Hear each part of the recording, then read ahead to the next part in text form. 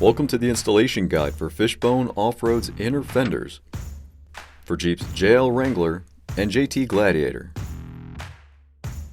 Step 1. Remove your vehicle's factory outer and inner fender flares. We show how to do this in another video, linked below. Step 2.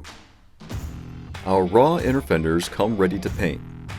If you wish to paint the fender or removable accent mesh, do so now before continuing. Step 3. Install your front outer fenders at this time. Then begin installing the inners.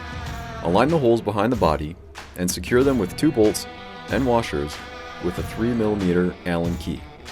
The forwardmost hole secures to the shown frame hole with the included push pin. If your outer flares share the same holes as the inners and wish to use your fender's hardware, you may need to alter our part in order for them both to be secured. Step 4.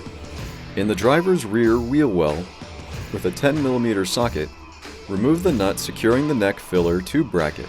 Pull the bracket off the stud and gently push it down and out of the way. Step 5. Install your rear outer fenders at this time and begin installing the inners.